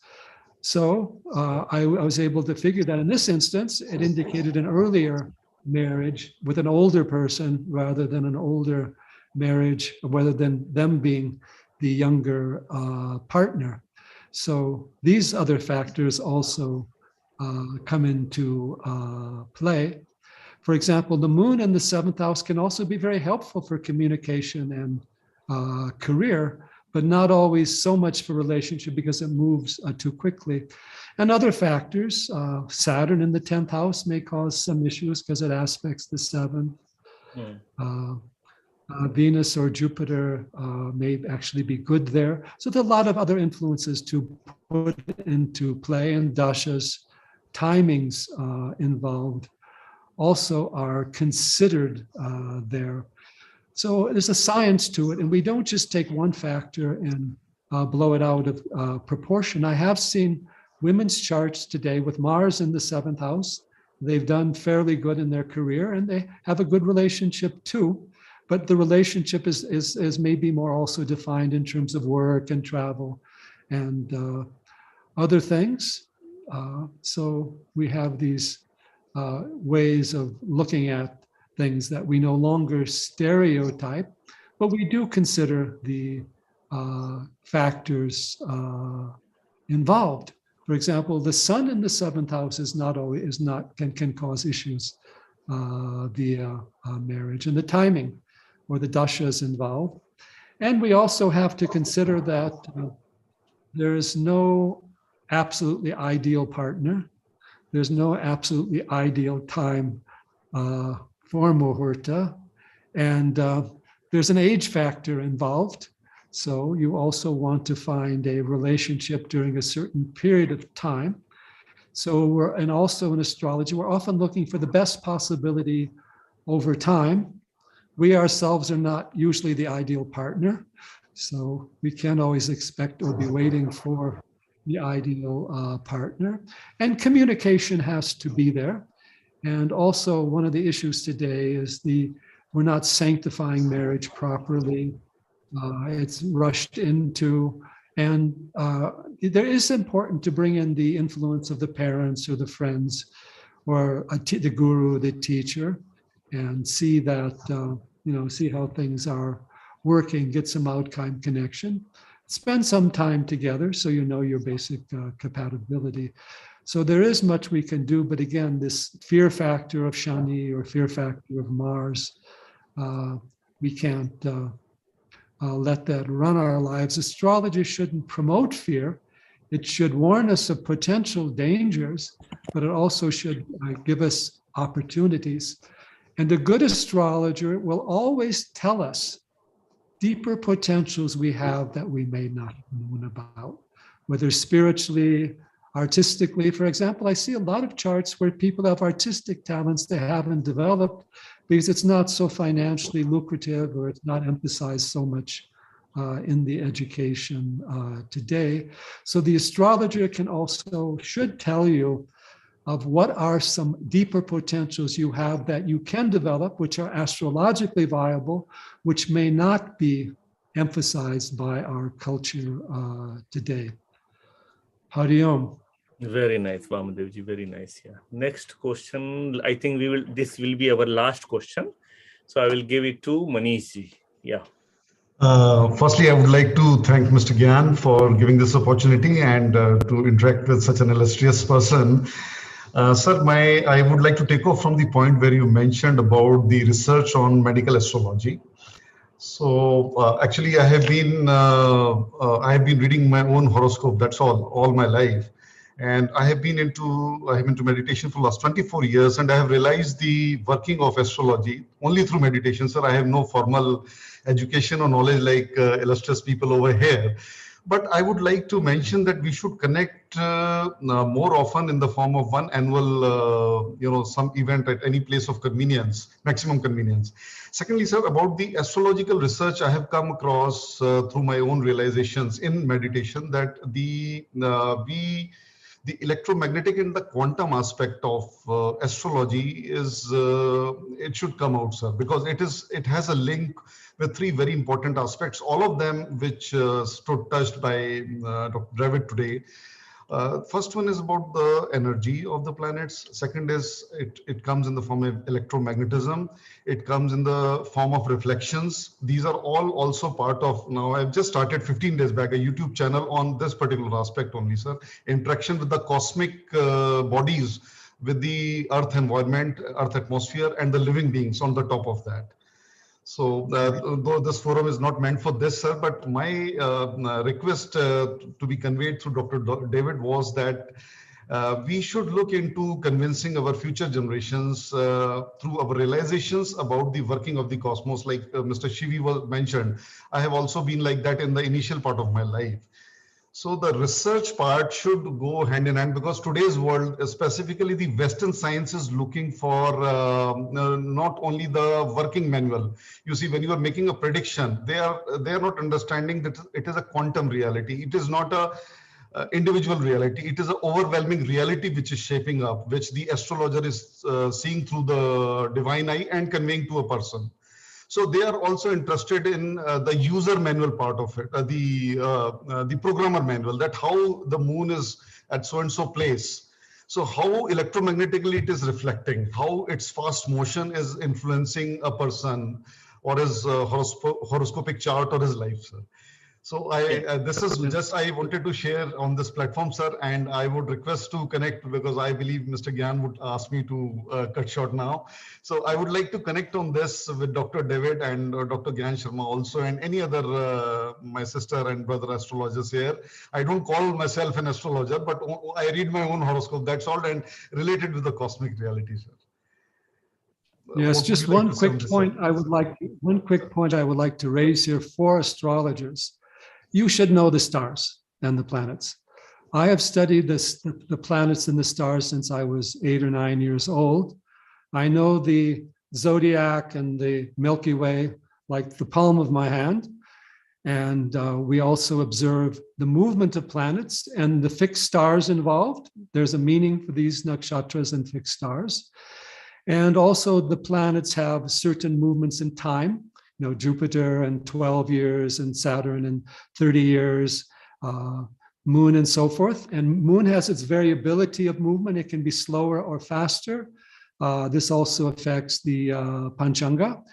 And then, of course, Mercury is not seen very often. And then you have a difference of Mercury and Venus, whether they're the morning star or the evening star. The outer planets go retrograde 3 or 4 months every year, particularly Jupiter and Saturn. They're retrograde when they're opposite the sun and brightest in the sky. So that has a different meaning. Venus and Mercury can go retrograde when they're moving away from the sun, or they can go retrograde when they're approaching the sun. So you need some knowledge of astronomy. Galactic center in early Sagittarius has a certain meaning. There are other points there of the stars and the zodiac, etc. I won't have the time to go into that. And you should know the movement, the speed, you know, for example, the different periods of the planets, their lengths and the synodic periods, all of this. These were in ancient calendars, so that we know. And then the connection of the planets with their energies, their colors, their size, the connection with how their energies then relate to certain parts of the sky. There's a lot of work that needs to be done there. Planetary wars, what they mean. Planets can be in conjunction, technically, on the ecliptic, but they can be very far north or south of the ecliptic, and so actually not appear to be that close overall. And sometimes I give students a trick test. I show them what is actually a Navamsha chart, and I tell them what's wrong with this chart. And in that chart, for example, you may have Leo, but the Mercury is in Aquarius. I say, what's wrong with this chart? And what's wrong with that chart is Mercury can never be that far away from the sun unless it's a Navamsha chart rather than that. And astrologers shouldn't be too reliant on computers. You have to memorize the charts and contemplate them in your own mind. You can't just put them up in the computer. You have to know the chart and live with the chart, not only your own chart. And you should memorize and meditate on a chart at least a few minutes before you look at the chart and know the combinations involved, the final dispositors, where the Rahu Ketu axis is, all these things. So we need to have those types of vision. Hari Om.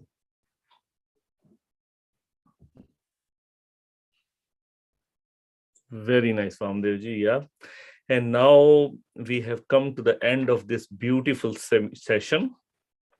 And I'm very thankful to Dr. David Frawley, Vamadevji, for taking his time to enlighten us. Thank you very much, sir. Thank you very much. Thank you. And at the same time, thanks a lot everyone actually who joined this Zoom session and who are watching via our Facebook and YouTube channels. Thank you very much. And we will certainly be in touch. Actually, we will try to organize more programs. And yeah, we will be in touch. And just a small request, at the end of this session, there will be very small survey of 2 questions. So I will highly appreciate if you can complete that.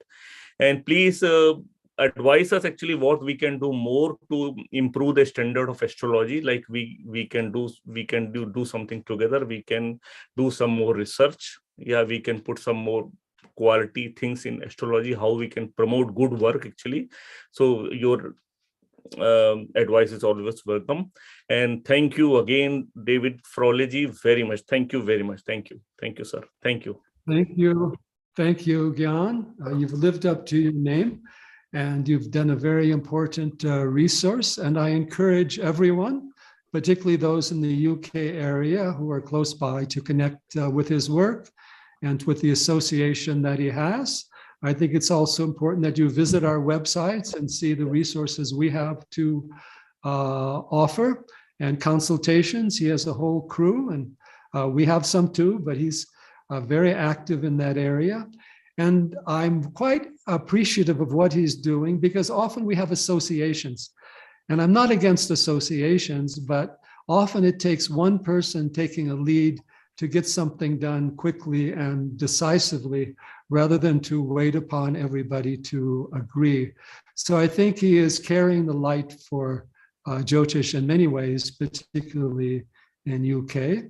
And I think he's probably also organizing similar events and some of these events of his own. And I also would request to him that he, of course, archive these recordings and creates a library of them over time. And I want to thank all of you for coming, however, and particularly from all over the world. Jyotish teaches us there's no cause for despair. We must know how to adapt. The divine light is always within us. And our inner being, the supreme sun, is beyond, the Atma is beyond all karma. And we can use that light of wisdom to manage and use our karma, develop it in the best possible way. Shri Gurubhyo Namaha, Hari Om Tat Sat. Thank you, sir. Thank you very much. Thank you. Thank you. We are blessed. We are blessed. Thank you.